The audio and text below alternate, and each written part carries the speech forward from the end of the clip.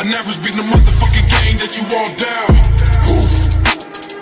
Risen up the purgatory, all you bitches done now. Oof. Straight from the underworld, coming for the underground. Oof. Motherfuckers better watch out from the mailhound. Comment devenir pilote de chasse dans la Marine nationale? Recrutement, sélection, formation. Venez poser vos questions au commandant de l'EIP 50S vendredi 20 h sur Twitch.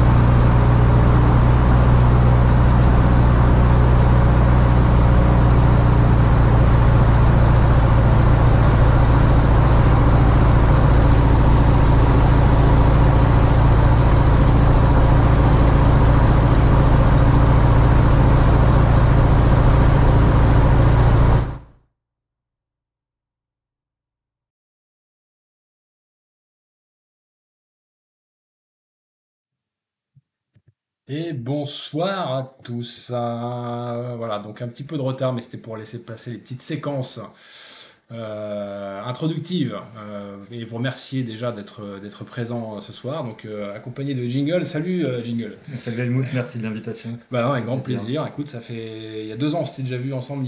Pour le premier live chasse embarquée, c'était pour commenter notamment les images de Top Gun. Déjà, on espère que vous nous allez tous bien, que vous nous entendez tous bien aussi. On vous voit sur le chat, donc c'est top. N'hésitez pas à poser vos questions en direct. C'est principalement là-dessus qu'on va aller. Aujourd'hui, on va parler de recrutement, sélection, de formation pour devenir pilote de chasse. Mais il y a aussi d'autres voies qui sont possibles dans la marine. Tu nous en parleras un petit peu aujourd'hui. On vous a mis quelques séquences vidéo derrière aussi pour vous mettre un petit peu en ambiance de ce qui peut vous attendre dans quelques mois si vous frappez à notre porte. Et donc voilà, n'hésitez pas à commenter en direct aussi, posez vos questions, on est là pour vous, pour répondre à toutes ces questions-là. Et puis on te reverra dans une autre séquence au mois de juin, je pense, parce qu'il y a beaucoup de choses à dire, on ne traitera pas tout ce soir, voilà, donc soyez déjà indulgents avec nous. Mais on pense qu'avec ces échanges-là, vous arriverez à repartir avec un bagage suffisamment intéressant pour préparer la suite. Pour commencer, eh bien, sachez qu'à la fin de cet entretien, on aura le plaisir de vous poser une petite question. C'est comment la 50S qui vous la posera. Ouais. Et cette petite question, elle vous permettra de remporter un patch. Il est où? Il est là. Un petit patch. Alors celui-là, on est allé chercher un petit peu d'histoire, on va dire. Hein. 2010, Brilliant Mariner.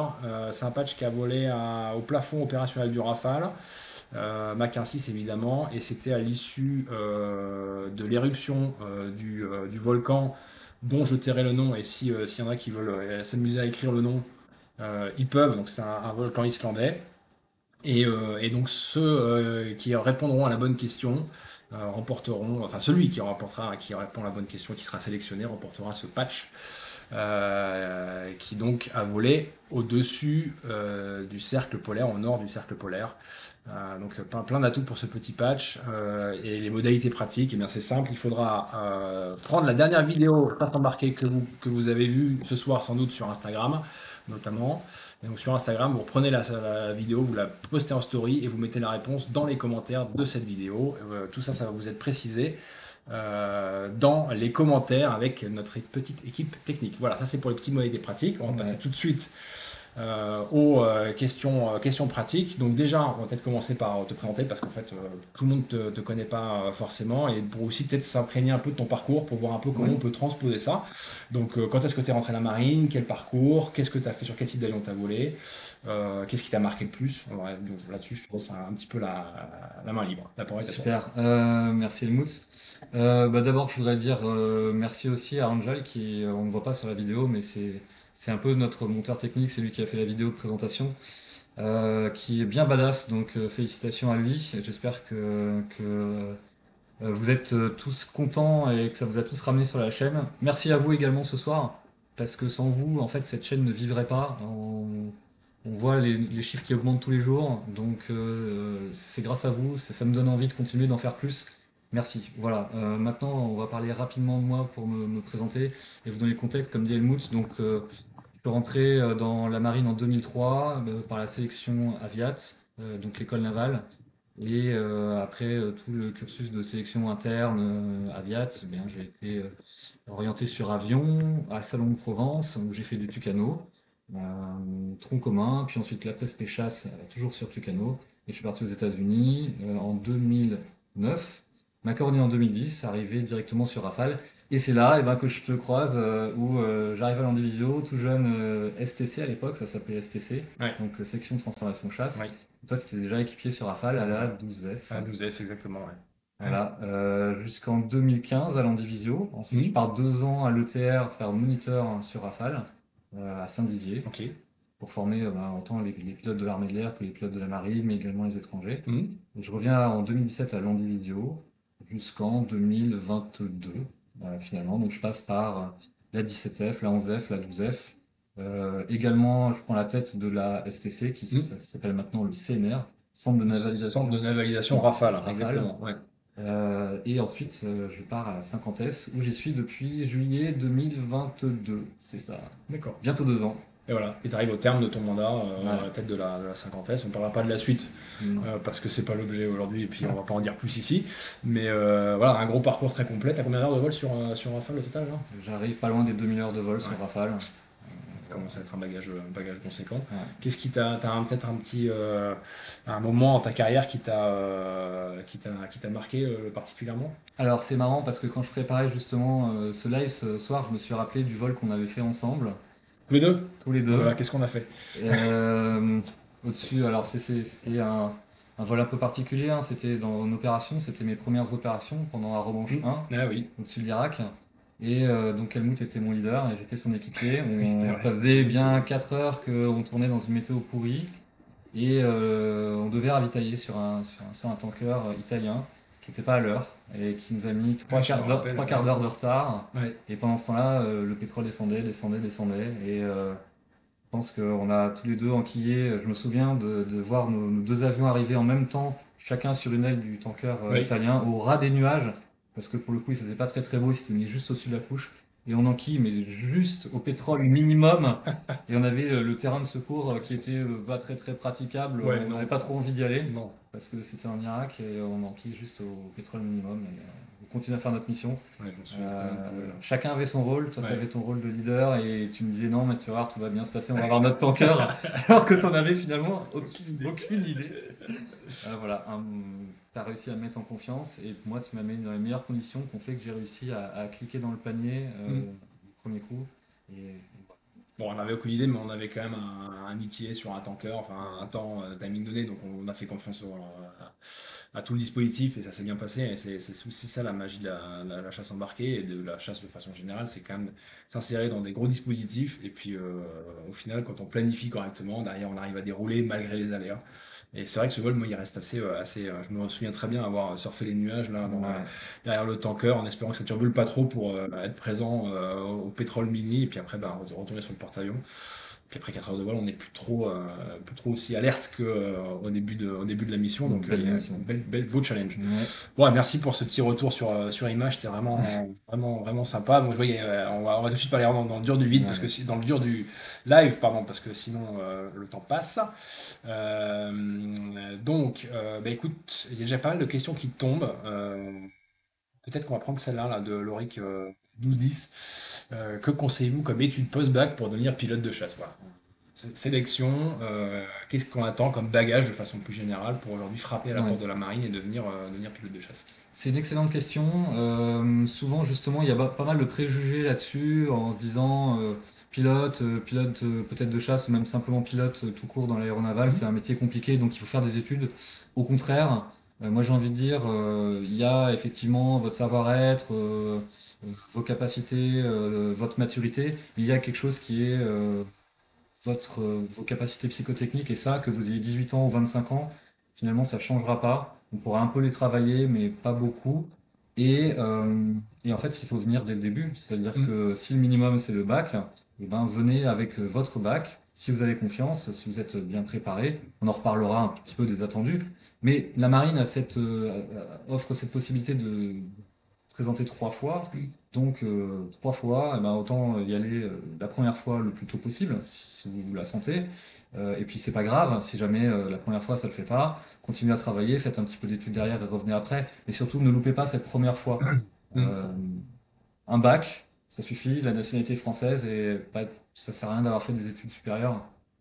Finalement, on se rend compte que les gens qui font beaucoup d'études supérieures, et ben parfois ils réfléchissent trop alors que les solutions, on a besoin de les avoir rapidement dans un avion. Voilà. Ouais, ouais, clairement. Alors ça, c'est important. Je pense qu'il faut, c'est à souligner, hein. Vous avez trois tentatives pour être sélectionné. Donc Mm. ça, il faut les saisir. Évidemment, on n'arrive pas comme ça, entre guillemets, la gueule enfarinée en disant c'est Non, bon, ça va évidemment. passer, hein. On passe pas la barre avec la première perche qu'on prend et puis voilà. Donc il faut bien évidemment se préparer consciencieusement. Mais ce confort, entre guillemets, intellectuel de se dire si ça passe pas le premier coup, j'ai encore deux tentatives pour y arriver. Mm. Je pense que ça peut vous engager à prendre les opportunités au plus tôt. D'ailleurs, c'est assez go-minded comme esprit, hein. C'est ce qui nous caractérise aussi pas mal dans la chasse embarquée. Après, bah, on vous donnera, il y a des rétextes qui sont donnés si jamais il y a un Voilà. échec pour vous dire qu'est-ce qu'il faut améliorer ou pas. Et ça vous permet après d'affiner le tir et peut-être de creuser davantage certaines notions sur lesquelles vous êtes peut-être un peu faible. Voilà. Ce soir, on va effectivement parler recrutement, sélection. Je vais évidemment pas vous dévoiler complètement le processus de sélection parce que évidemment, il faut garder une part de mystère. Et puis, c'est pas juste parce que ça me fait plaisir, c'est parce que j'ai envie de garder cette part justement qui fait que je vais avoir le meilleur produit à la fin. Donc, on va pas tout vous dire ce soir, on va vous orienter. Il y aura un petit peu de travail personnel après de votre côté. Et voilà, mais au moins, on va vous donner les bases. Et surtout, ce qu'on veut faire ce soir, c'est être transparent pour que vous engagiez pas dans quelque chose qui vous correspond pas, mais qu'au contraire, ça vous rassure, pour vous soyez sûr de vous engager dans quelque chose qui finalement est moins compliqué que ce que vous auriez imaginé. Parce que c'est souvent ce qu'on dit, hein, c'est, voilà, moi j'ai pas tenté, j'en vois plein qui passent en entretien avec moi et qui me disent, bon, voilà, aujourd'hui j'ai 25 ans. J'ai pas tenté parce que je pensais pas être prêt, je pensais que c'était compliqué, et puis finalement, c'est pas si compliqué que ça, et j'aurais vu cette personne-là à 20 ans, 21 ans, je pense qu'ils auraient été aussi prêts que s'ils Ouais. avaient eu 25 ans. D'ailleurs, alors, on va rebondir sur cette question. C'est une autre question qui nous est posée dans le chat. Ah oui. L'âge 25-26 ans a-t-il un impact dans la sélection? Voilà. Donc ça, c'est une question qui trotte beaucoup, qui revient régulièrement quand on revient à nous. C'est vrai qu'aujourd'hui, l'âge limite pour déposer une candidature, c'est quoi? Alors c'est 26 ans, 26 ans, jusqu'à ok. 26 ans inclus. Il y a la petite subtilité, c'est là, donc c'est bien la date de dépôt du dossier au CIRFA qui fait foi. Et on peut poser donc jusqu'au semestre précédent, le semestre de nos 27 ans. Donc, par exemple, si j'ai 27 ans en janvier 2025, Mhm. eh bien, je peux poser jusqu'au 31 décembre 2024 mon dossier au CIRFA. C'est la date de dépôt du dossier qui va. Ok, ouais, je pense que Voilà. c'est très clair pour le coup. Alors, dans la sélection, je dirais pas que ça a un impact dans la sélection, en fait, c'est plutôt plus tard. Et c'est pour ça qu'on essaye de vous avoir le plus jeune possible. Parce que après, les avions sont de plus en plus compliqués. Et ça nécessite quand même, aller, eh bien, 4 ans de formation avant d'arriver dans une unité. Et si vous arrivez dans une unité à 30, 31 ans, hein, vous commencez déjà à avoir peut-être une famille. Euh, et puis, ça repousse d'autant l'âge auquel vous allez peut-être partir de la marine plus tard. Mhm. Autant vous avoir le plus jeune possible, parce que finalement, si on vous prend à 26 ans, je pense que vous aurez pris à 24 ans, 23 ans, 22 ans. Ouais, Voilà. ok. Alors, tout ça, ça fige un peu plus les idées, effectivement. J'avais vu une autre question qui concerne la préparation cette fois-ci. Alors, hop, je la redéroule. Avez-vous des conseils pour un candidat qui souhaite préparer les OPAN, notamment en termes de références, en termes de site internet, Ouais. ressources pour être au point lors des sélections? Ça, c'est aussi une question qui Oui. revient régulièrement. Qu'est-ce que tu peux prodiguer comme conseil sur ce sujet-là? Je vais être très franc, justement, c'est le but ce soir. Déjà, si vous êtes là, c'est déjà un super point. Ouais, C'est-à-dire que déjà. ça veut dire que vous êtes suffisamment malin pour avoir vu passer et suivre les chaînes de la chasse embarquée et d'être là. Donc déjà, bah, félicitations. Vous faites déjà peut-être partie des quelques pourcents parmi tous ceux qui vont poser les dossiers au CIRFA. Ensuite, le Discord de la chasse embarquée est un très bon point de référence. Et il y a également le Discord un peu plus générique qui regroupe les EOPN, OPAN l'ALAT et OPN, ouais, et ouais, ouais. les OPAN. Dessus, il y a pas mal de rétex. Hmm. Donc ça, je vous invite fortement à y aller. Il y a également un site ou deux qui permettent voilà, de vous rassurer, peut-être trouver quelques questionnaires. Voilà. Euh, et tout de suite, je vous le dis, et je vais être très franc, euh, il faut surtout pas vous enfermer dans des formations qui seraient là pour vous aider dans la sélection, parce que, un, ça sert à rien, deux, ça va vous coûter de l'argent que vous pourriez utiliser pour faire des heures de vol, par Par exemple. exemple. Ouais. Pour quelqu'un qui veut être pilote, c'est quand même vachement plus sympa d'utiliser quelques centaines d'euros pour faire des heures Hmm. de vol plutôt que de se payer une formation. Après, si ça vous rassure, c'est juste un conseil, mais en fait, vous n'en avez pas besoin foncièrement, puisque avec ce que vous avez sur le Discord et ce que vous lisez sur Internet, ça suffit largement, Hmm. largement. En fait, je pense qu'il faut avoir un état d'esprit curieux, Ouais. de façon générale. D'ailleurs, ça tombe bien, ça fait partie des caractéristiques qu'on cherche aussi chez un Mm. pilote, qu'il soit de chasse, pilote d'hélicoptère, pilote dans la patrouille maritime.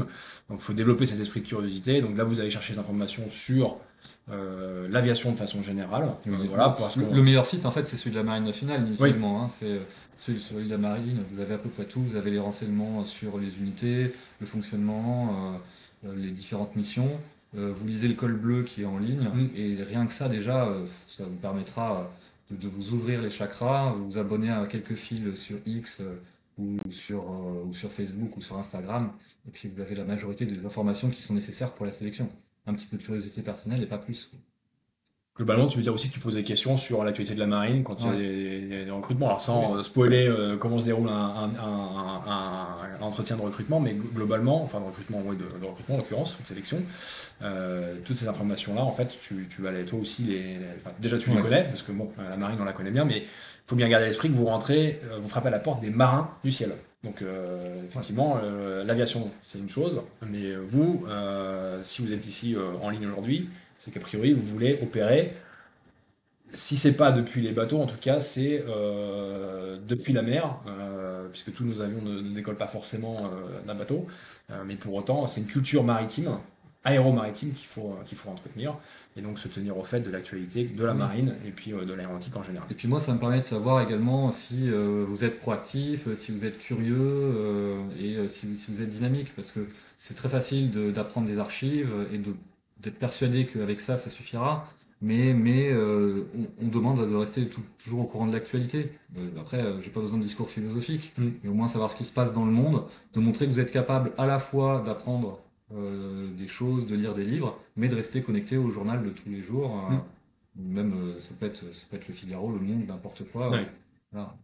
Oui, parce que finalement, dans notre métier, une des caractéristiques principales, c'est notre aptitude à pouvoir engranger pas un certain nombre, beaucoup d'informations, pour les synthétiser, les restituer. Voilà, on pourrait se noyer. Hein. Moi, je me souviens quand je suis arrivé sur Rafale et qu'on m'a donné les bouquins qui font plusieurs milliers de pages, et ben, si j'étais resté 3 semaines à faire que ça et à lire que ça, déjà, je me serais noyé sous les informations, et puis ensuite, j'aurais oublié ce qui se passait autour de Ouais. moi. Alors, au contraire, il faut savoir rester connecté, sinon on se Euh, peut vite dépasser. Hein. Exactement. Ok, alors il y a pas, on parle, mais il y a beaucoup de questions qui tombent. Tiens, alors petite question rapide. Un échec et aux EOPN avant de passer les OPAN, c'est rédhibitoire ou c'est vu comme étant Non. Non, non, en fait, ce qu'il faut savoir, c'est. Alors, EOPN en vol. Si vous êtes échec en vol, oui, effectivement, c'est rédhibitoire, mais tant que vous n'avez pas commencé la sélection en vol, non. Par contre, ce que moi je vous demanderais, je verrai que vous avez passé la sélection européenne, je vous demanderais d'essayer de me donner la raison. Pourquoi? Et moi, ça va me montrer que vous êtes capable de vous analyser et d'avoir réussi à progresser et pas revenir en se disant bon, c'est pas passé, c'est pour les européennes, je change rien, ça passe pour les européens avec un coup de chance. Ouais. C'est pas la bonne méthode. Non, ça c'est clair. Ok, bon, au moins le message est clair. Les échecs en vol, ça c'est rédhibitoire. Et puis, sinon, en revanche, si vous n'êtes pas retenu chez les européennes, chez les européens, ça marche toujours. Les trois tickets, ils restent grattables en fait. Voilà. Et alors, j'enchaîne sur une autre question. Il est possible de quitter totalement le cursus EOPAN si on rate la chasse pour s'orienter vers une autre spécialité de la marine, style mécano ou fusco. Alors, la question elle est un peu plus précise que ça, c'est-à-dire que si dans le cadre c'est comme, je vais la reformuler, c'est vous venez pour un projet pilote de chasse et vous n'êtes pas sélectionné pour la chasse et peut-être qu'en creux finalement vous êtes plus attiré par mécanicien pour être auprès des avions ou fusco parce que vous voulez être sur le terrain plutôt que d'aller sur hélico ou sur avion de patrouille maritime. Alors, c'est un peu à double tranchant cette question parce que moi, quand je vois vos choix chasse, pas de CIMARG, aérien, hélico, je vous pose régulièrement la question de savoir si jamais vous en loupez un, qu'est-ce que vous faites? Et j'ai besoin de quelqu'un quand même qui est ouvert d'esprit, c'est-à-dire que quelqu'un qui veut que la chasse et que ça ou la mort, je vais probablement pas vous prendre. Parce que en fait, le vecteur est bien, mais ce qui m'intéresse, il n'y a pas que le pilotage de l'avion, il n'y a pas que les missions de combat. Les missions, elles sont aussi passionnantes sur tous les autres aéronefs de la marine. Et il n'y a pas que ça que je cherche. Il y a d'abord être militaire. Peu importe finalement, avant d'être pilote, moi je cherche d'abord des militaires, donc des gens qui viennent pour s'engager, pas pour servir, mais pour donner quelque chose, offrir leurs compétences à la marine. Et puis après d'autres valeurs qu'on pourra détailler plus tard dans les entretiens. Mais d'abord des militaires et ensuite des combattants. Après l'avion, ça vient après. Alors, je pense que c'est important de souligner ça, surtout dans le contexte actuel. Pour le coup, si vous êtes sur les réseaux et vous informez de l'actualité, le contexte. Là, on va faire une petite parenthèse anecdotique, mais je me rappelle très bien. Quand je suis arrivé moi à la STC du temps où c'était les super étendards, on avait un briefing sur les pilotes, pour les jeunes pilotes qui arrivaient, dans lequel il était dit autant la génération actuelle n'a pas forcément connu une intensité élevée dans les opérations, autant celle à venir, on disait déjà dans les années 2000, doit se préparer à une conflictualité grandissante. Alors là pour le coup on peut que leur donner raison. Aujourd'hui ce qui est certain c'est que vous allez rentrer, pour ceux qui sont sélectionnés, dans un contexte géopolitique qui se tend, et donc sans dire qu'on recherche à être employé sur le plan opérationnel, au moins on se prépare pour être en mesure d'être prêt le jour où on fait appel à nous, que ce soit dans les missions de combat en opération, que pour soit pour faire du SAR, où là pour le coup, ça j'ai jamais démenti, on a toujours eu besoin des hélicos pour mener à bien ces missions, mais aussi depuis les plateformes sur les frégates où là ils sont tout le monde est exposé, hein, c'est ils sûr. sont exposés très fort, et je parle même pas de la patrouille maritime, qui eux sont sur le coup sur des volets multi-domaines et employés. D'ailleurs, on les côtoie aussi souvent en opération sur différents théâtres. Voilà, donc en fait, je pense que pour synthétiser ça, l'idée c'est quand même de dire que venez en vous préparant à l'idée d'être soldat, comme tu le disais, et marin, et puis après on va agréger autour de ça une couche aéronautique technique pour vous permettre de devenir un combattant performant. Voilà, c'est ça. Moi, ce que je dis également à mes éopans quand ils arrivent, c'est félicitations, vous avez réussi la présélection, c'est leur premier jour à l'EIP. Si vous étiez dans une compagnie aérienne, je vous donnerai un iPad avec votre programme, votre vol et puis un petit sac de vol et on commencerait la formation. Parce que je suis quasiment sûr qu'avec le processus de sélection avant même de commencer les vols, ça fera d'excellents pilotes. Par contre, moi, ce que je cherche, c'est des pilotes de combat. Et c'est ça que je veux voir, c'est que avec le stress qu'on va recréer artificiellement à l'EIP, en vous mettant à côté d'instructeurs, en vous mettant en groupe, c'est pas naturel parce que la plupart du temps vous n'avez pas vécu dans un groupe aussi particulier avec des uniformes, avec du sport, avec ce stress, avec cette remise en question. Est-ce que vous êtes capable de continuer à performer comme vous le feriez dans le civil? Voilà, c'est ça que je recherche. Euh, Parce qu'avant tout, moi c'est comme ça que je l'ai vécu, en tout cas, mon retour des opérations, c'est que c'est une aventure humaine avant tout. Ouais. Et donc, c'est pour ça que la 50S, c'est vraiment quelque chose d'humain, et on cherche évidemment vos skills de pilotage, mais on regarde si en plus de vos skills de pilotage, toute la partie humaine tient le coup et est équilibrée à côté. La militarité, en fait, Ouais. pour résumer. Et en fait, ça va de pair avec, si on fait le lien avec nos missions, si on prend le cadre de la chasse embarquée, puisque c'est principalement ça qu'on traite aujourd'hui, c'est une flottille constituée, donc un groupe avec ses pilotes, ses techniciens, ses officiers renseignements, les préparateurs de mission qui se déplacent sur un porte-avions. Donc on recrée un noyau familial, tout le monde qui se connaît, qui s'entraide dans des moments difficiles, parce qu'on va pas se mentir, partir 5-6 mois comme on a fait à nombreuses reprises d'affilée, éloigné des nôtres et de nos familles, bah, c'est pas forcément évident. Et donc cette cohésion qu'on crée et qui est inhérente à ce que tu fais toi au quotidien en tant que commandant pour les jeunes au sein de la 50S, c'est quelque chose qui nous suit tout au long de notre parcours et qui est prépondérant avant même de commencer à parler de technicité. Tiens, alors autre question technique parce qu'on va basculer là-dessus. Alors je vais associer les deux questions. On va poser une question sur le BIA. Est-ce que c'est vu comme un plus?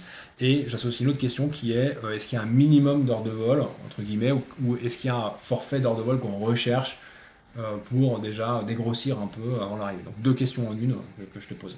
Alors, moi, ce que je regarde dans vos entretiens, c'est votre passion aéronautique, comment est-ce qu'elle est née? Ça peut être n'importe quoi, ça peut être des meetings, ça peut être familial, ça peut être des livres, ça peut être, voilà, il y a toujours un déclic, mais après, je regarde comment ça s'est transformé derrière. Et en fonction de votre parcours, je regarde si vous avez essayé de concrétiser ce rêve, de le transformer en quelque chose d'un peu plus concret, pour montrer que, eh ben, vous n'avez pas gardé ça comme un rêve, mais que vous avez fait l'effort, un effort. Voilà, un effort de concrétiser ce rêve d'une façon ou d'une autre. Alors parfois, ça passe par des choses très simples, hein, l'achat d'un simulateur de vol chez soi, et puis ou alors l'animation d'un réseau en ligne de simulateurs, aller laver des avions sur des aéroclubs, participer à des associations historiques, à des associations ouais, historiques de restauration d'anciens avions, ou le BIA par exemple, ça peut être aussi voilà, tout ce qui montre que vous avez fait un moment, un effort de rendre concret et ben, votre passion de l'aéronautique. Ouais, pour être caricatural, t'as quelqu'un qui arrive chez toi qui dit c'est bon, je suis super passionné d'aviation parce que j'ai vu Top Gun Ouais, voilà, 1 et c'est Top Gun clair. 2. Ouais. Bon, Voilà, on met pas toutes les billes de son côté. En revanche, celui qui a montré, qui a fait des démarches où il s'est impliqué dans des projets liés à l'aviation exactement. et la marine de façon générale. On a parlé du BIA, mais il y a aussi les PMM. D'ailleurs, on avait déjà parlé dans le précédent live de la création d'une PM aéro au sein de la base de Landivisio, puisqu'on a mis à l'Envéoc, maintenant il y en a avoir une à Landivisio. Il faut que vous ayez 17 ans minimum pour postuler. Et ça aussi, c'est un bon moyen de enfin, en plus de montrer que vous êtes intéressé dans une démarche d'engagement, eh bien, vous acculturer et puis peut-être aussi démystifier un peu ce milieu parce que vous êtes au plus près finalement de tous les marins que vous allez côtoyer plus tard dans votre carrière. C'est génial. On a des excellents rétex sur les PMM aéro, les premières qui ont été faites à l'Envéoc. Je crois qu'il y a plus de 40 ou 50% des personnes qui ont fait la PMM ensuite qui ont été engagées dans l'armée Ouais, dans la clairement. marine. Et les PMM aéro ont trouvé un poste dans l'aéronautique navale à 40%, je crois. Ouais. Non, non, mais c'est un bon moyen aussi. Alors, les places sont chères, hein, effectivement. Il y en a pas non plus beaucoup, mais entre tout ce volet-là, voilà, ouais, s'intéresser au simulateur, aller se payer des heures de vol pour Ça, dégrossir un certain je vais nombre. revenir sur les heures de vol, ouais, c'est ça. Ah bah, tiens, Donc, reviens sur les on heures n'a de pas, vol. on n'a pas reparlé, j'ai pas fini la réponse tout à l'heure des heures de vol, et je vais la faire très simplement. Non, il n'y a pas besoin d'heures de vol. Moi, ce que je regarde, c'est une courbe de progression. Donc, au début, ça peut paraître très simple pour quelqu'un qui a des heures de vol de faire une ligne droite et un virage. Par contre, très rapidement, s'il s'assoit sur ses lauriers et qu'il prend des mauvaises habitudes, eh ben, il va pas réussir à progresser. J'ai souvent un ou deux ovnis par an qui arrivent avec 0 heure de vol et qui sont les meilleurs de la promotion. C'est-à-dire ils ont les notes maximales et ils sortent vraiment du lot. Et c'est flagrant et j'ai envie de dire que la plupart des gens qui sont exceptionnels arrivent avec aucune heure de vol. Voilà. Donc j'en ai Ouais, toujours un ou deux par c'est an. paradoxal, on pourrait se Ouais. dire que. Mais alors, là, peut-être affiner un peu le message, c'est-à-dire, plus que finalement le niveau de l'intéressé, c'est peut-être plutôt la courbe de progression qui Oui, t'intéresse, c'est ça, moi c'est la dans tous courbe les de domaines. progression. Si vous avez des heures de vol, ça va vous aider au début, mais à un moment, il va falloir se mettre au travail. Si jamais vous êtes un peu relâché, eh ben, ça va plutôt être compliqué parce que vous n'aurez pas eu l'habitude de travailler justement. Et en plus, le venir avec trop d'heures de vol, ça va masquer en fait vos réelles compétences. Donc ça va retarder le moment où on va se rendre compte de la vérité parce que faut pas se leurrer. À un moment ou à un autre, vous avez beau venir avec 100, 200 heures de vol, peut-être pour les plus fortunés ou les plus chanceux. Nous, on en a 3000 à peu près. Donc, ça se voit en fait très rapidement si vous trichez ou Ouais. pas. Le problème, c'est que autant quelqu'un qui a pas d'heure de vol, on pourra lui dire au bout de 2-3 vols, écoute, c'est un peu compliqué, on va essayer de t'aider, mais si au bout de 2 vols on voit toujours les mêmes tendances, ça va pas le faire. Autant quelqu'un qui a 100, 150 heures de vol, ce couperet-là, il va tomber au bout du 10e vol, au bout de quelques mois à l'EIP, et c'est du temps perdu pour nous, c'est du temps perdu pour lui.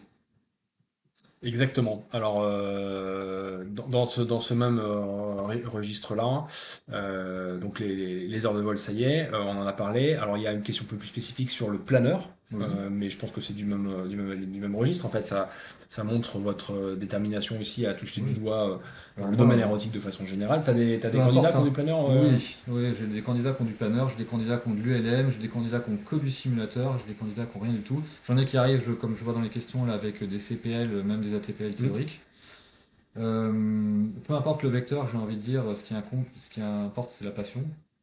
Et c'est d'avoir une expérience.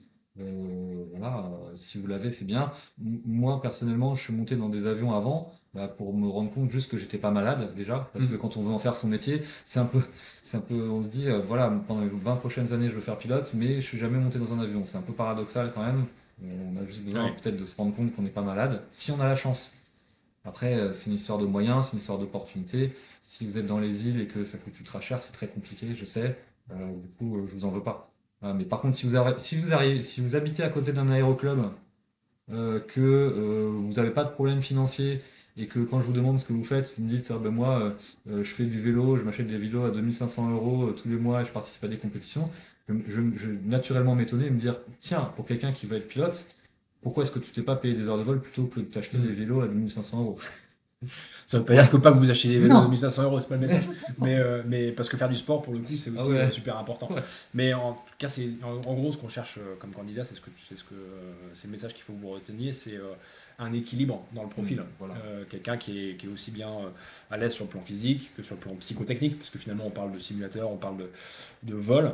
Globalement, c'est les aptitudes psychotechniques qu'on recherche. Donc, on va détecter une toute petite partie sur le CPA, donc le simulateur, enfin le simulateur au SLPA, mais c'est qu'une partie. Et après, bah, toute la progression qu'on va pouvoir voir une fois que vous êtes sélectionné à 50S, notamment la linéarité de votre progression et votre capacité à engranger les défis les uns après les autres. D'ailleurs, il y avait une question sur combien dure un vol en moyenne à la 50S. 1 heure. 1 heure, voilà. Donc, c'est combien d'heures de vol à la 50S? 14 vols pour la sélection de base. Et après, si on a la chance d'avoir des places dans des filières un petit peu plus poussées, comme vous vous envoyez directement aux États-Unis, et ben à ce moment-là, on fera des vols un petit peu plus poussés de formation, de vol en formation ou de navigation de basse altitude. Ça dépend des années. Voilà. On va probablement recommencer ça au milieu de cette année. Chouette. Voilà. Top. Voilà, il y en a un qui prend la perche au vol sur le sport. Est-ce que le fait d'avoir été à haut niveau en sport peut être un plus? Oui, je pense que c'est un plus pour deux choses. La première, bah, c'est que déjà, votre emploi du temps à l'EIP, il est soit des vols, si vous volez pas, vous travaillez vos vols au sol. Si vous faites pas ça, vous faites du sport. Si vous faites pas du sport, vous faites de l'anglais. Voilà, et donc si ça vous fatigue naturellement de faire du sport, et ben ça va se répercuter sur vos vols après et sur votre récupération.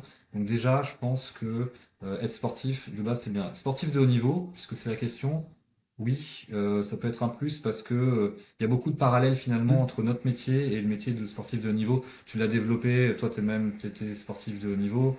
Oui, tout dépend de ce qu'on appelle haut niveau, mais Oui. après, en tout cas, il y a une notion d'engagement, de régularité, où on pratique vraiment très régulièrement. Quand on parle de très très haut niveau, c'est 2 entraînements par jour, on prépare des championnats internationaux. On a eu quelques profils comme ça dans différents domaines.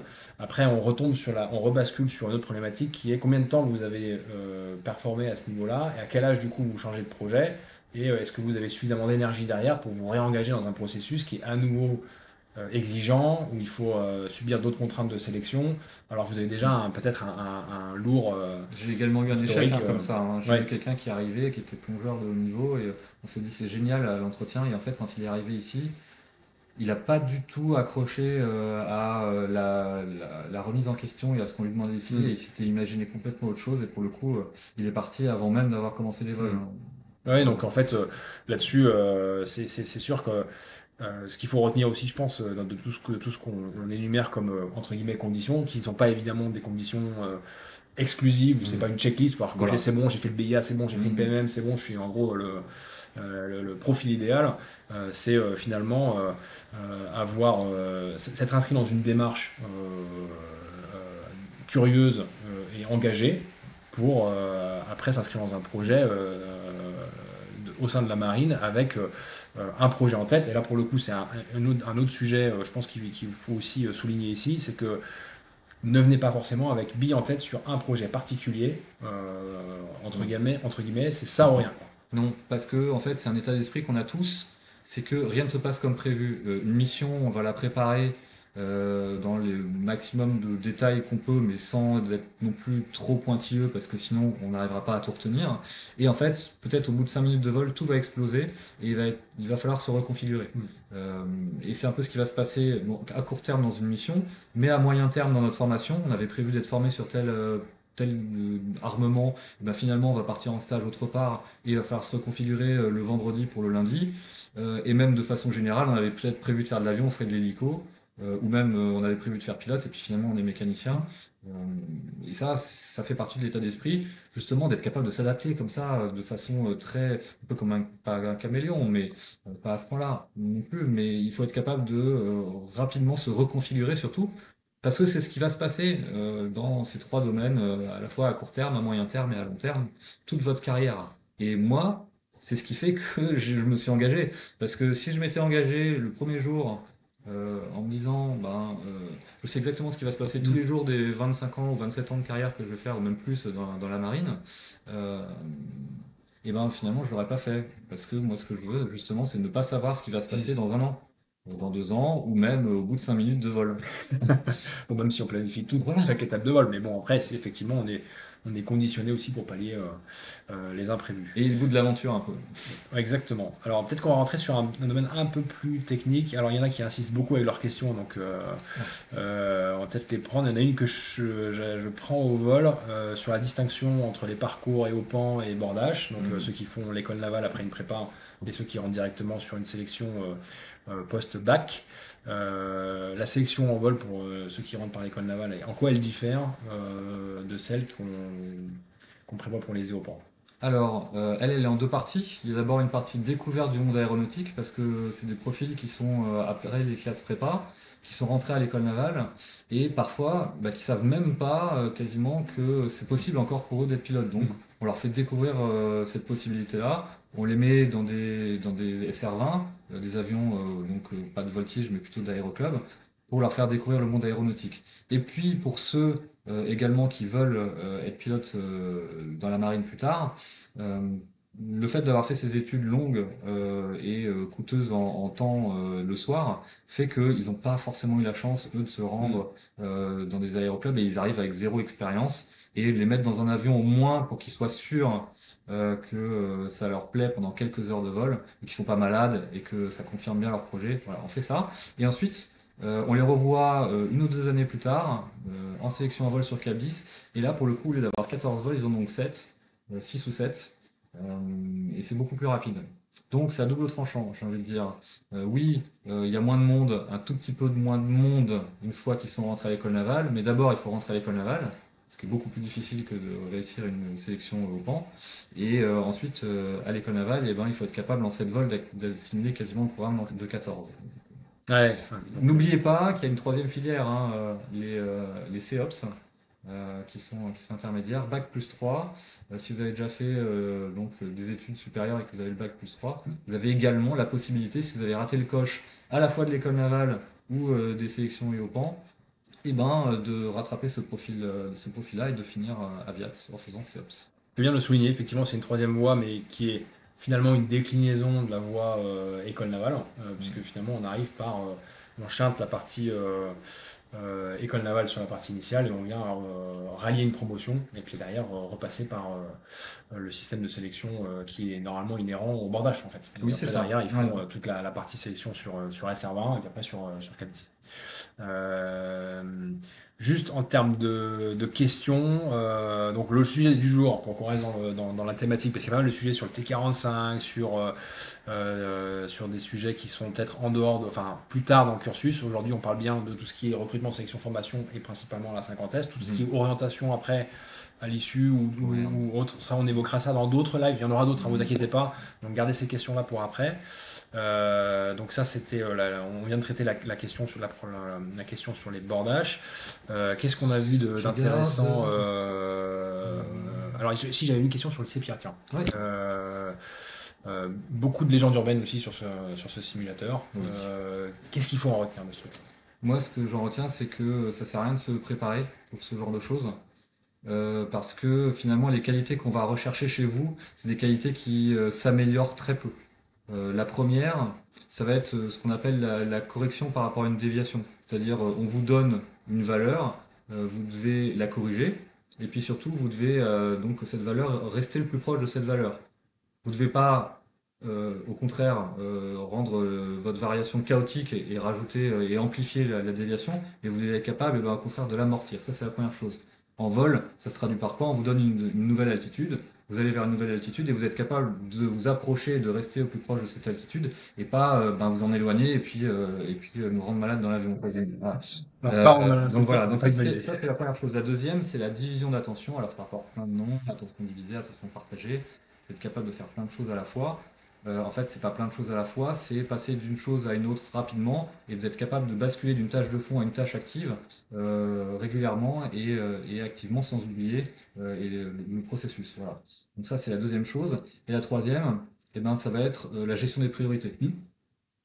Ces trois trucs, comme je disais, ça se travaille à peine, vous pouvez pas beaucoup l'améliorer. Vous pouvez vous rassurer peut-être en faisant des tests et en vous entraînant sur un simulateur, mais finalement, dans les simules dans lesquels on va vous faire passer, ça changera pas grand-chose que vous ayez préparé ou pas.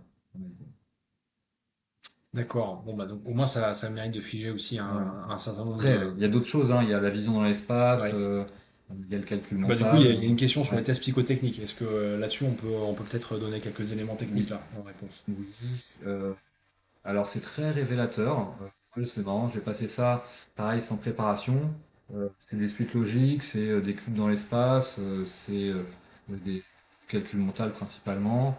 Et qu'est-ce qu'on va regarder? Eh ben, on va regarder le résultat de tout ça. Et moi, je me suis rendu compte plus tard que quand j'avais des élèves en échec, je revenais sur ces tests psychotechniques et des gens qui avaient du problème en vol en formation, par exemple, donc à plusieurs avions, et ben ils avaient des mauvaises notes, souvent dans ces tests, enfin pas des mauvaises notes catastrophiques, sinon ils n'auraient pas été là, mais ils étaient plus faibles dans ces domaines de vision dans l'espace, par exemple. Donc sur des tests très simples, on peut voir des choses assez révélatrices finalement.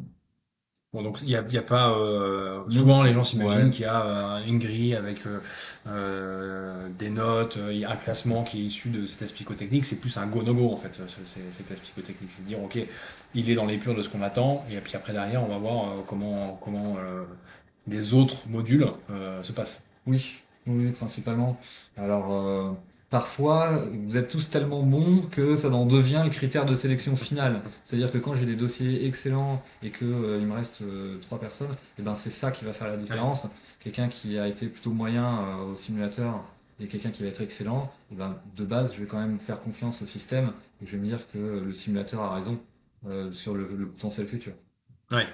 Bon, ça, effectivement, c'est intéressant comme point parce que, et d'ailleurs, c'est ce qui fait aussi toute l'essence de ton métier aujourd'hui, puisque tu travailles dans une partie RH. D'ailleurs, alors, pour ceux qui s'intéressent à l'organisation de la marine, tu es sous double tutelle Ouais. aujourd'hui. Donc, tu as une tutelle qui est liée à la direction du personnel de la marine, mais tu es aussi sous tutelle à l'AVIA. Donc, tu as ces deux injonctions qui ne sont pas contradictoires, loin de là, Non. et qui permettent justement d'avoir un double regard aéronautique, mais aussi RH en termes formation, enfin recrutement formation, parce que là-dessus vous avez des réelles compétences pour profiler un certain nombre de personnes, pour les rendre, enfin les orienter vers le métier vers lequel ils sont le plus aptes finalement. Oui, et puis on se sert de l'expérience des instructeurs qu'on a. C'est pour ça que les instructeurs qui sont à la 50 viennent également des 3 filières.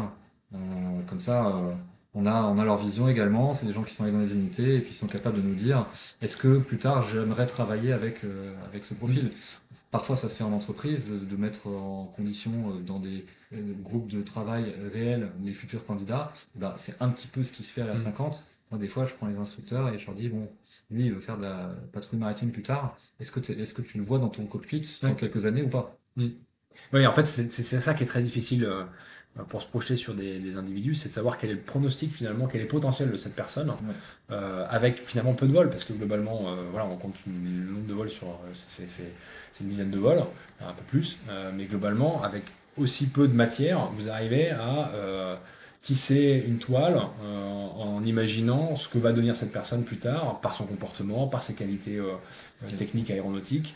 Après, vous avez l'habitude, parce que finalement, tu l'as dit, vous avez plus, pratiquement tous plus de 3000 heures de vol comme instructeur, donc vous avez vu des cas de figure différents. Vous avez le retour d'expérience aussi sur beaucoup de vos élèves qui sont devenus pilotes, même ceux qui sont instructeurs ont eux-mêmes aussi été élèves.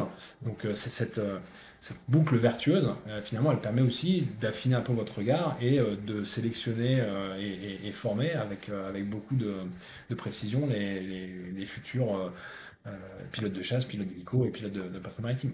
Ouais, carrément. Tiens, alors du coup, dernière question pour compléter sur cet aspect de la sélection sur les choses qui doivent être évitées durant cette fameuse sélection-formation qui pourraient, pardon, je vais y arriver, qui pourraient être éliminatoires et que tu retrouves souvent, des critères assez récurrents et qui font qu'aujourd'hui pour toi, ça c'est typiquement des comportements ou des manques de qualité dans un domaine qui font que globalement vous savez que cette personne-là elle n'est pas faite pour ce métier-là. Ouais, la première, c'est quelqu'un qui vient se servir et pas servir. Ok, donc on est sur des comportements. Du Ok. comportement. Et ensuite, en sélection en vol, j'ai beaucoup de profils qui réfléchissent beaucoup et qui finalement passent beaucoup de temps pour me donner la solution la plus parfaite, alors que ils auraient passé 3 fois moins de temps et ils m'auraient donné 80% de la solution, ça m'aurait beaucoup plus plu. Je prends l'exemple de quelqu'un qui est en vol et je vais lui demander de calculer la nouvelle route de navigation qu'il va devoir prendre. Euh, et il va se lancer dans des calculs, il va prendre le vent, il va faire des coefficients, et finalement, quand il va me donner la réponse, on aura déjà passé le moment où il fallait virer, et on sera perdu. Alors que celui qui avait à peu près une bonne idée de par là où il fallait mettre le nez de son avion, et l'a fait, il n'a pas la meilleure des réponses, Ouais. mais au moins, il a pris une décision, il s'est basé sur son instinct, ses compétences, et au bout d'un moment, il s'est surtout dit, ça suffit, j'ai suffisamment travaillé dans ma tête et la solution me convient. Voilà, c'est ce qu'on demande en vol également. Donc voilà, ça, moi je retrouve beaucoup de gens qui sont trop précis, qui veulent trop bien faire et finalement ça les conduit à l'échec. Également des gens qui se mettent trop la pression. Ils sont très bons, ils sont même parfois meilleurs que les autres, mais justement comme ils veulent encore être meilleurs, et ben le moindre échec, tout de suite, ils se posent beaucoup de questions. Ils disent pourquoi est-ce que j'ai pas réussi? Ils endorment plus la nuit. Comme ils endorment plus la nuit, et ben ils sont moins performants en vol le lendemain. Comme ils sont moins performants en vol le lendemain, ils ont encore des mauvaises notes. Et à chaque fois, et ben c'est la spirale descendante. Ça arrive hein, dans la sélection, des gens qui ont des mauvaises notes. Ce que je veux voir, c'est des gens qui sont capables de rebondir, de se dire bon, c'est le passé. Maintenant, je me concentre sur la suite et puis voilà. Voilà quelques trucs et astuces qui manqueront pas d'alimenter vos réflexions pour la suite. Alors il y a plein de petites questions qui viennent de tomber qui sont assez intéressantes. On va les traiter rapidement. Donc l'EIP, ça veut dire quoi? École d'initiation au pilotage. Voilà, comme ça la réponse elle est donnée.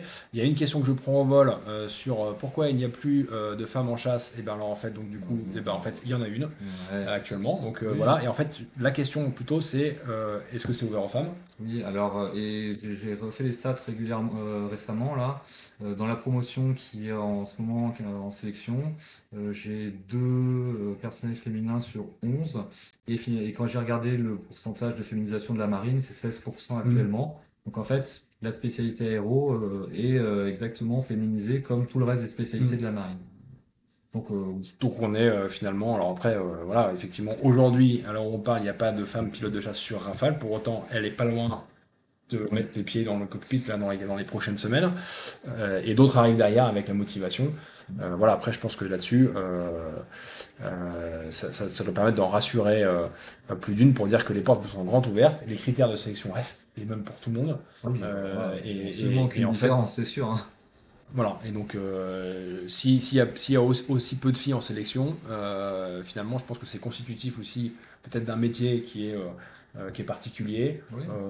qui est considéré sans doute à tort comme masculinisé Je ou pense autre, que mais c'est pour ça, hein. Je pense autant, que c'est des codes qu'il faut qu'on casse. oui. Quand on regarde réellement les statistiques, eh ben, c'est l'histoire qui est portée par le mot finalement armée de terre.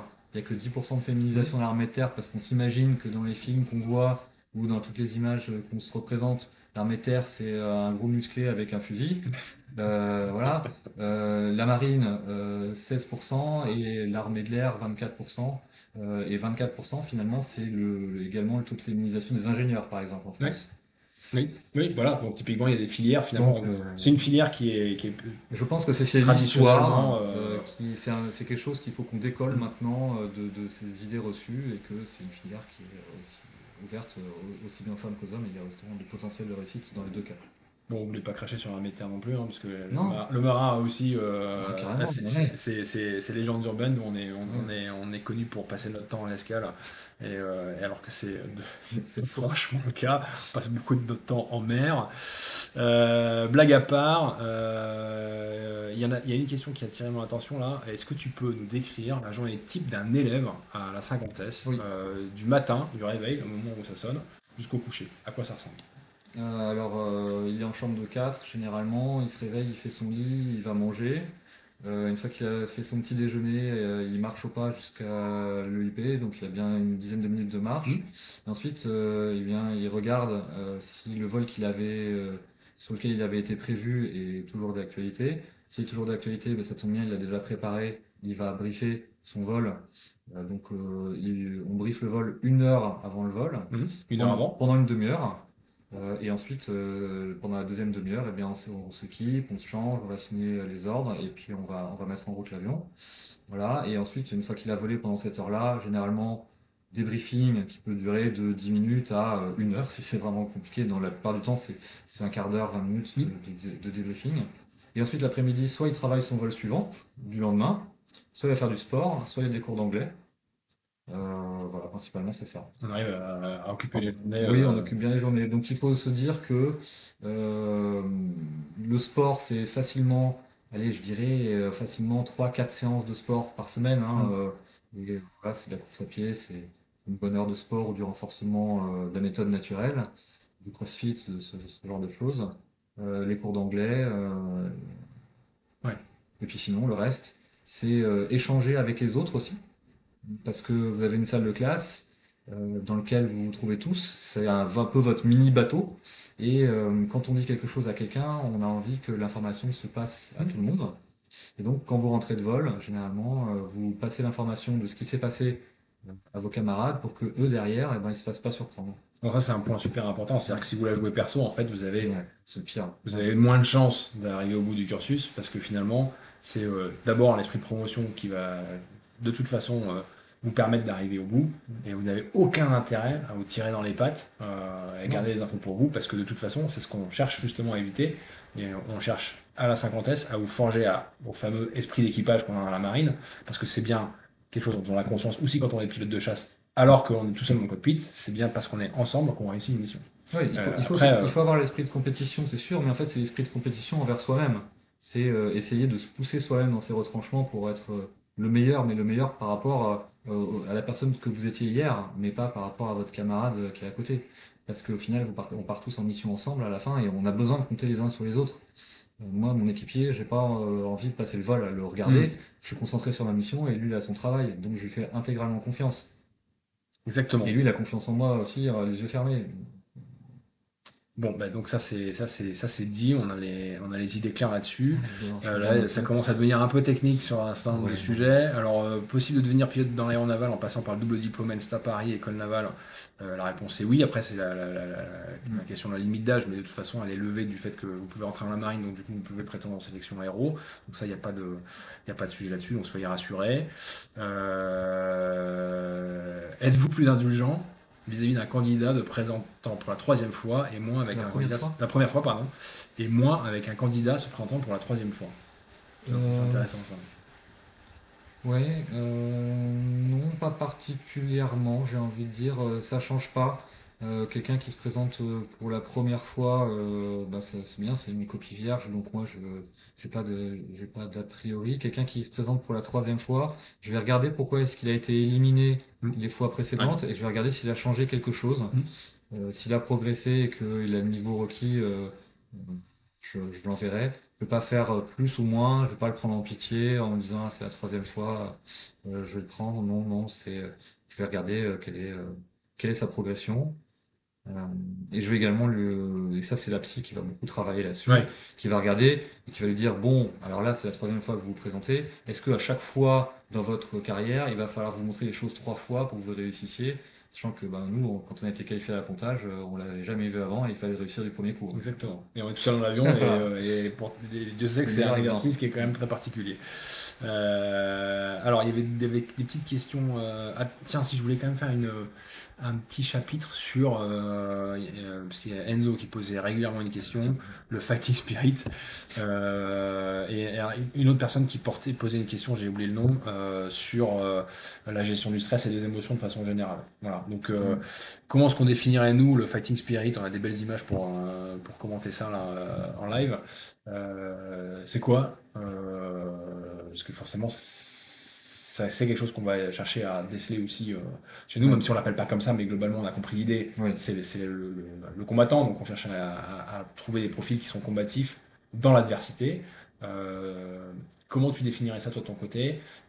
Et qu'est-ce que tu pourrais donner comme conseil, particulièrement à ceux qui, une fois qu'ils ont été sélectionnés et qui sont dans le cursus de formation-sélection à la 50S et qui rencontrent des difficultés? Comment on peut s'armer par rapport à ça, gérer son stress? Tu parlais de mal dormir tout à l'heure. Mm. Je pense que ça arrive à peu près tout le monde, hein, Ouais. et même dans le métier que vous faites après, même quand vous êtes pilote de chasse et que vous allez au combat et que vous faites des missions particulières, ce serait mentir de dire que ça ne nous touche pas. Donc comment on se prépare à ça? Comment on surmonte des difficultés? Qu'est-ce que tu as vu toi comme truc et astuces? Ou qu'est-ce que tu dis aux élèves qui rencontrent des difficultés? Alors, moi, ce que je le vois de 2 façons. Je le vois au cours d'un vol et je le vois entre les vols. Au cours d'un vol, quelqu'un qui loupe son exercice et après qui traîne cet échec pendant tout le vol, c'est quelque chose qui m'inquiète. Hmm. Au contraire, je suis super content quand je vois quelqu'un, bon, allez, il loupe complètement son exercice, c'est pas grave, il ferme la porte, il passe à autre chose, et celui d'après, il le fait, et il fait comme si ça avait pas existé. Voilà. Et la deuxième chose, c'est entre les vols, quelqu'un qui s'est fait un vol catastrophique, bon, ça arrive, hein, de faire des vols où bon, c'est pas notre jour. S'il est capable de comprendre pourquoi est-ce qu'il a fait que le vol d'après, il fait un vol normal, voire un vol excellent, ben voilà, moi je me dirais, cette personne-là, elle a su comprendre son échec, elle a su en tirer des leçons, et elle a su transformer ben, cette expérience en quelque chose de positif. Voilà, donc comment est-ce qu'on fait ça? On fait ça par du sport. Je trouve que le sport, généralement, le fait d'apprendre à se dépasser et d'apprendre à repousser ses limites et d'apprendre à se rendre compte que finalement, on peut faire plus que ce qu'on a l'impression d'être capable de faire, c'est une bonne chose. Et la deuxième, c'est les techniques d'optimisation de potentiel. Hmm. Alors, ça a un peu changé de nom maintenant, mais c'est la même chose. C'est la visualisation de la performance. Fermer les yeux et visualiser ce qu'on va faire et surtout dans un processus positif, en se disant je vais réussir à faire ça, et ben ça aide énormément. Bon, voilà, comme ça les choses J'ai sont. mon prof de sport hein, qui est à l'EIP, Hmm. fait régulièrement des séances comme ça Oui, donc pour les élèves, on a cette et culture-là il est aussi qui breveté, permet hein, voilà, il est breveté dans ouais, cette on discipline. était Orpha, du Ouais, coup, voilà, c'est ça ça. s'appelle Ouais, Orpha aujourd'hui, très ouais, bien. Et donc ça permet aussi de vous mettre dans les conditions pour visualiser, vous projeter sur les ouais. épreuves. On se projette sur la réussite Exactement. et on se projette sur le fait que ça va être bénéfique, Hmm. que ça va être un bon moment. Et ça, c'est des outils qui sont bons à prendre après, et qui nous suivent Oui. après tout au long de notre carrière, parce que finalement, euh, finalement, et ça je pense que c'est un message que vous pouvez retenir aussi, vous imaginez bien que quand vous pilotez un Rafale, c'est pas facile tous les jours non plus. Et même s'il y a des missions qui, avec l'habitude, sont maîtrisées, surtout en entraînement quand on fait des choses dans des cadres très maîtrisés. Mais en fait, il y a pas mal de missions sur lesquelles, pour lesquelles on rencontre de réelles difficultés et on remet en œuvre des leviers qui nous ont permis de performer par le passé Oui. face à l'adversité. Parce que la question n'est pas de savoir si vous allez rencontrer des difficultés, même si ça passe nickel chrome à la 50S, il y a un jour dans votre carrière, c'est certain, vous allez rencontrer des difficultés. Oui. Donc il faut pouvoir s'armer vis-à-vis de ça C'est, et surmonter ses échecs et ses avoir des peurs. branches solides et être capable de se raccrocher aux bonnes branches, pardon, quand on tombe. Voilà. Mm. Un exemple concret, parce que ça vous parle peut-être pas, quand ça devient compliqué en vol, on demande de nous raccrocher à des choses simples qui sont une altitude et une vitesse. Mm. Et ensuite une trajectoire. Mais là, quand il y a la radio qui parle, quand il fait mauvais, quand on a des choses, des informations dans le cockpit qui sont pas, voilà, ben, qu'est-ce qu'on fait? La première chose, c'est qu'on se fixe une altitude, une vitesse. Et une fois qu'on a réglé ça, après on se fixe une trajectoire, et une fois qu'on a fait cette trajectoire en sécurité, ensuite on peut faire autre chose. C'est les branches auxquelles il faut se raccrocher. Trouvez-vous des branches simples, des branches solides, et apprenez-vous à vous y raccrocher quand vous tombez. Super, ça c'est clair. On n'arrive pas loin de l'heure de Ouais. chat, donc Voilà, enfin, est-ce que tu as peut-être été venu avec ouais, des petits des messages à petits messages? passer. Tiens, on va ouvrir là-dessus. Alors, donc déjà, j'ai beaucoup de questions moi sur les différents Discord sur pourquoi est-ce que je faisais pas de troisième, deuxième promotion les années précédentes et Mm. tout. J'ai donc fait tous mes calculs. Il faut savoir que les projections que je fais, elles sont environ, quand je vous reçois en entretien et quand vous me posez des dossiers auprès des psys, c'est 1 an et demi à 2 ans dans ma boule de cristal. Mm. Donc moi j'essaye de voir à peu près à cette échéance-là. Et donc j'ai fait les calculs là jusqu'à mai 2025. Alors c'est des pronostics que je fais. Cette année, je vais faire une troisième promotion. Voilà, donc il y aura bien une 2024 Charlie qui rentrera probablement, qui sera constituée au milieu de septembre et qui rentrera en octobre. Donc la 24 Bravo a été constituée aujourd'hui. D'accord. Voilà. Donc, Elle rentre le mois prochain. bienvenue à eux, on souhaite beaucoup de succès. T'en as combien dans la Bravo? Normalement, je devrais en avoir 12. 12, d'accord. Voilà, il y en a quelques-uns qui n'ont pas encore répondu au téléphone. Ah, c'est un peu comme le ticket de loto. Vous Ouais. avez un message sur votre répondeur, n'hésitez pas Mais j'ai à une le liste consulter. complémentaire, ouais. Ok, ah oui, avant qu'on consulte la liste complémentaire, vérifiez votre répondeur si vous avez Genre, postulé pour la 24 Bravo, ouais, avis sans problème. à ceux qui ont postulé. Et donc il y a encore une troisième promotion qui arrive Oui, là à il y aura l'automne. encore une troisième promotion à l'automne. Ok. C'est la première chose. C'est principalement ça. Je regarde si j'ai d'autres trucs. Euh, Je peux dire si vous posez la question de comment s'entraîner sportivement Hmm. pour être prêt pour le IP, il y a une application qui est très bien faite par la marine qui s'appelle Devenir marin. Alors en plus de vous permettre de découvrir plein de choses sur la marine, il y a des séances de sport en vidéo. Euh, Pas la Thibaut InShape, mais version militaire. Plus adapté Voilà, à plus votre adapté à ce qu'on milieu. recherche Ok. et qui vont vous permettre de vous préparer exactement à ce qu'on recherche. Donc là on retrouve sur quel site? Et ben non, c'est une application C'est sur l'application, iPhone, d'accord. Elle iPhone s'appelle ou Android, Devenir marin. Devenir marin, retenez ça. En plus de la marine recrute et le site de la marine nationale, avec tout ça vous devriez avoir le panel d'informations Non, c'est bon. qui vous permettent d'aller chercher toutes les infos nécessaires pour être prêt à candidater, Alors, en vue de devenir pilote et notamment de chasse. Ouais. Ok, qu'est-ce que tu avais d'autre comme peut-être Est-ce que les chiffres vous les intéressent ou pas tout de suite? On en reviendra plus tard. Je pense peut-être qu'on là-dessus. pourra garder sur Ouais. un autre. Voilà, les chiffres en fait, ils veulent. c'est- Pour l'instant, en sorti du chiffres, contexte, voilà. ils veulent pas dire grand-chose. Voilà. Je pense que si vous êtes passionné, que vous avez envie de tenter ce métier-là, que vous ayez un projet par prépa école navale parce que vous voulez endosser des responsabilités, notamment de commandement, c'est le cursus qu'on a fait tous les deux, ou vous vouliez vous adonner à votre passion le plus rapidement possible en vue de devenir un expert, mais sans pour autant, et là je fais le lien avec une question qui avait été posée avant, renoncer à des filières en tant qu'officier pour notamment peut-être commander. On a eu des pilotes qui étaient issus du recrutement EOPAN qui ont commandé des flottilles. Oui. D'ailleurs, j'ai mis déjeuner encore avec lui, le dernier en date. Voilà, Gringo pour pas le citer. Et donc, dans la marine, vous avez la possibilité de faire plein de parcours Et un peu, on dit toujours un peu, venez comme vous êtes, sans faire référence à une grande chaîne de restauration, mais c'est un peu l'idée, venez comme vous êtes, mais virgule préparé. Ouais, préparer, ça veut dire un peu de curiosité, un peu de travail, Exactement. un peu de culture aéronautique, voilà. Par contre, on peut vous donner les tendances. Oui. Les tendances, c'est que effectivement, il y a plus de personnes qui posent des dossiers, mais il y a plus de place. Et c'est logique. Enfin, vous êtes pas bête, vous voyez bien autour de vous que l'actualité fait que on va avoir besoin de plus en plus de combattants, mais il n'y a pas que ça. Il y a plein de nouveaux programmes dans la Oui. marine. Les avions sont tous renouvelés ou augmentés. Il y a des nouvelles flottilles qui s'ouvrent. Il y a la 32F. Il y aura besoin de Qui vient pilotes. d'arriver, ouais. Il y a beaucoup de choses qui vont être mis au goût du jour. Les flux augmentent. On a des crédits, on a une nouvelle loi de programmation militaire qui fait que on va avoir plus d'aéronefs comme c'était prévu finalement. Donc la tendance fait que il va y avoir plus de place. Donc n'hésitez pas, ne vous dites pas que parce que les années précédentes il y avait un peu moins de place, ça va augmenter, ça augmente déjà. Et moi c'est là-dessus que je me base en tout cas pour faire ma petite boule de cristal. Je mise sur le fait que réellement ces places vont s'ouvrir. Message également important. Si je vous prends en sélection à l'EIP, je ne vous arrêterai pas à la fin de l'EIP en vous disant c'est bien, tu avais le niveau, mais il n'y a pas de place. Ça, c'est hors de question.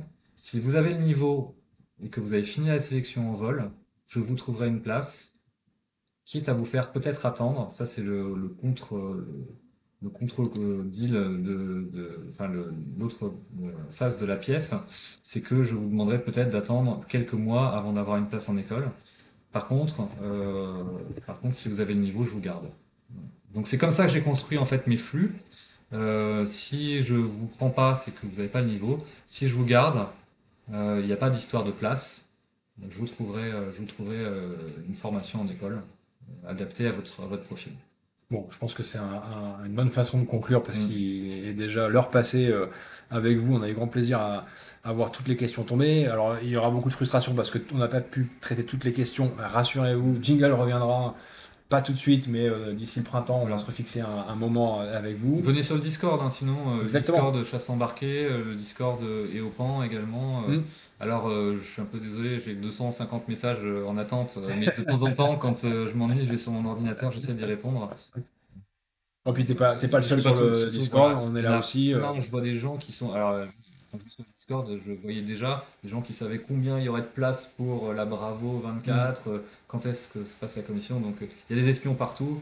Ils sont au courant de tout et surtout, ils n'hésitent pas à partager, comme on leur a appris, les informations. Moi, j'ai rien à cacher. La marine n'a rien à cacher. Au contraire, on veut être le plus transparent possible pour que eh bien, vous engagiez en connaissance de cause. Personne n'a d'intérêt à cacher quoi que ce soit à l'autre, Non. puisque si jamais vous êtes déçu plus tard, eh ben, vous nous en voudrez et vous partirez. Donc notre intérêt est plutôt de vous montrer la réalité pour que vous vous engagez en connaissance de cause et que pendant votre carrière, vous n'ayez jamais cet esprit de « je me suis fait avoir Ouais. finalement ». Quoi. Bon, donc plein de messages positifs pour vous ce soir. Si on devait retenir l'essentiel, eh bien, esprit de curiosité, engagement dans un projet où vous venez préparer parce que vous êtes intéressé à plein de choses qui ont trait à la marine et à l'aéronautique, si possible, sur ces deux domaines-là, avec une bonne préparation physique. Combativité, résilience. Voilà, résilience, et ça c'est pour tous les marins, c'est pareil. Donc ça c'est des valeurs communes, et la chasse embarquée ne déroge pas à la règle. Vous avez 3 chances, 3 cartouches, tentez-les. Le Au plus tôt plus tôt, possible. la première, et puis après la deuxième, vous ajusterez le tir, la deuxième et la troisième, vous ajustez le tir en fonction de votre retour d'expérience par rapport aux sélections et ce qu'il faut mettre en place pour mieux mûrir votre projet professionnel. Alors on va terminer aussi avec, il y en a qui posaient des questions sur et le patch, comment on le récupère. Ah, mais Voilà. oui. Alors le patch, il faut une question. Alors les modalités pratiques, vous allez sur la dernière vidéo postée par Chasse Embarquée sur nos réseaux sociaux avec la musique de la CDC, celle qui a été postée aujourd'hui. Vous la relayez dans votre story, premier point. Deuxième point, vous mettez la réponse à la question que Jingle va vous poser dans quelques secondes dans les commentaires et vous gagnez. Donc, je le remonte à tout le monde. Le patch, donc lui, il a plusieurs qualités, au plus d'avoir volé dans un Rafale. Il a volé au plafond opérationnel du Rafale. Pour ceux qui veulent s'y intéresser, ben, je conseille de regarder la documentation qui va bien sur les réseaux, vous trouverez ça facilement. Mais il a aussi volé à Mach 1.6 au large du Danemark et aussi lors de l'éruption du volcan dont je tairai le nom. En Islande, il a volé au large, au nord, pardon, du cercle polaire. Voilà, donc il a quelque chose de très précieux à mes yeux aussi. Voilà, beaucoup d'histoires avec, comme la belle histoire que nous avons racontée au début en introduction. Et je te laisse poser la question, donc pour nos followers, pour qu'ils puissent gagner ce patch. Quel est le type d'avion de voltige que j'utilise pour ma sélection en vol à l'EIP 50S? Voilà, une question qui devrait Voilà. être pas trop Non, je compliquée. pense que je devrais y Si vous arriver. avez suivi, ça devrait le faire. Voilà. Et n'hésitez pas à vous inscrire, c'est facile de gagner ça. Et puis il y aura d'autres opportunités, on se reverra pour d'autres sujets aussi. Mais c'est vrai que ça c'est un sujet du recrutement et la formation, la sélection qui revient. Et on est là pour vous, pour répondre à vos questions. Donc tu reviendras. Oui. Et puis on abordera d'autres sujets, notamment sur les orientations, sur possiblement aussi ce qui peut advenir en cas d'échec ou de réorientation, sur derrière comment se passe la formation aussi sur Rafale aux États-Unis. Tout ça, on abordera ces sujets-là. Mais je vois on a pu traiter déjà un gros paquet de questions. J'espère que ça vous a été utile.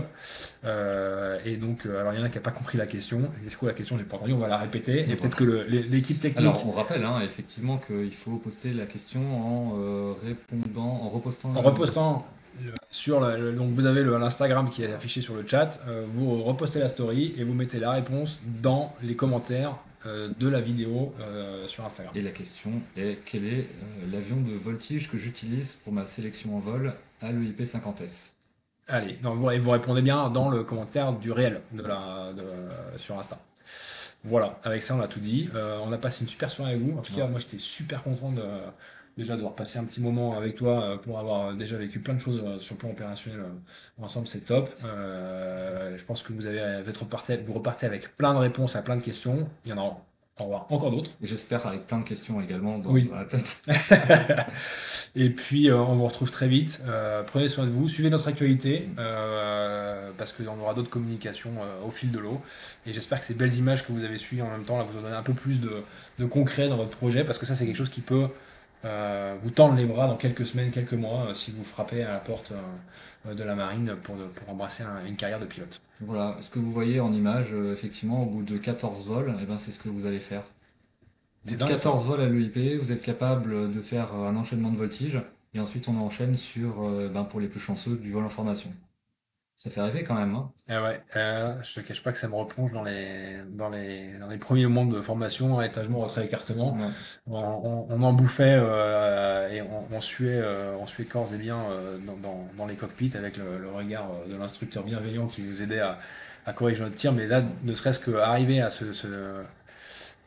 type de profil de vol avec 3 avions qui sont dans un mouchoir de poche à quelques mètres les uns les autres, c'est déjà, sachant que vous arrivez, comme tu le dis, à faire ça au bout du 14e vol, c'est quand même un truc qui est assez dingue qu'on vit quasiment plus chez nous en fait. Hein. Donc, venez chez nous pour vivre ça dans quelques semaines. Pour ceux qui seront retenus, ça sera une super expérience.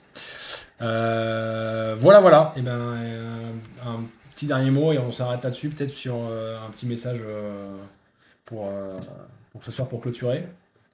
Oui, j'aimerais d'abord, juste féliciter également la promotion 23 Bravo, qui est la dernière promotion de 2023, qui a fini sa sélection il y a quelques jours, et donc qui attend les résultats de l'orientation maintenant, de savoir où est-ce qu'ils vont aller.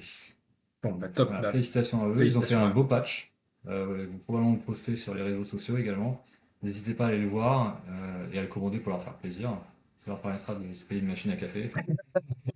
Au-dessus de la cinquantaine, c'est vrai que c'est important. Bon, c'est top. Félicitations à eux, on est trop contents. Et puis on espère que ce sera vous plus tard, surtout d'ici un an et demi, même pas. Vous pouvez être à leur place, donc n'hésitez pas. Top. Allez, on se quitte là-dessus. Bonne soirée à tous.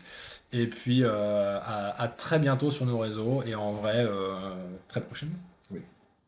Salut. Salut.